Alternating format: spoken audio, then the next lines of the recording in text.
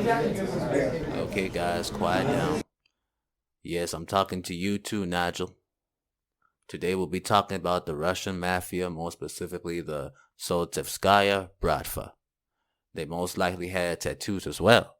He kinda cute. The Bratva is allegedly the largest criminal organization to date, mainly because rather than being one long chain of command, it's more of an interconnected network of thousands of smaller gangs.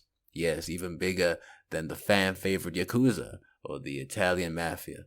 They dabble in drugs, prostitution, illegal gambling, arms dealing. If it's against the law and makes money, then they've probably done it. The Bratva work primarily in Russia, Western Europe, former Soviet nations, and the USA. China and Japan too. Unfortunately for the people, their sheer numbers and political influence allow them to operate abroad, since they've also operated in the Caribbean, Latin America, Mexico, Malaysia, Indonesia, and apparently has close ties with Afghanistan as well. But who is the founder of such an effective establishment? Let's go back to the 1980s, where a young man by the name of Sergei Mikhailov was working at a restaurant. He wasn't happy with his pay, so decided to turn to a life of crime.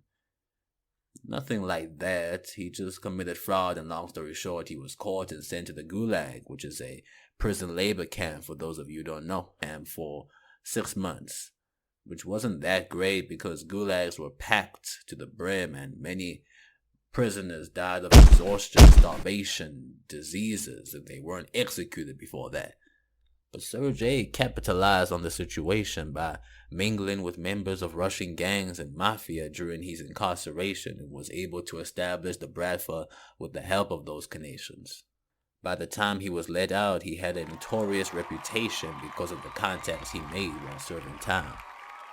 The Bratva established roots in the Soltsevo district, where many of the original members originated, hence the name Soltevskaya Bratva.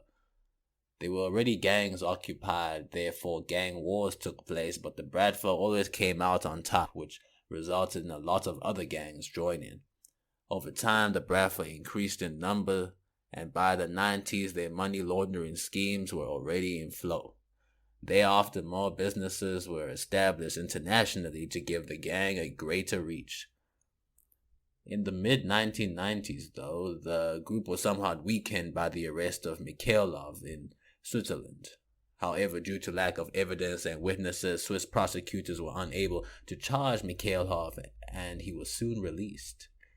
Moreover, the Swiss court was compelled to pay $450,000 to Mikhailov in compensation for his unjustified imprisonment. Poof. When I was unjustly arrested, they didn't pay me a buck. They have 18 rules in their thief code of conduct, which could result in death if not followed, but are also not that strict, okay? Some of these rules include basics such as keeping locations of accomplices a secret, teaching beginners of the brotherhood the ways of the gang, keeping your promises, not being affiliated with the government, stuff like that.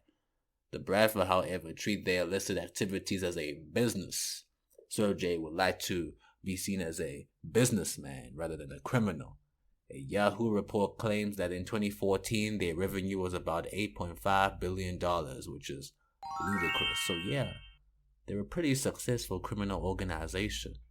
I would say the Amazon of criminal organization.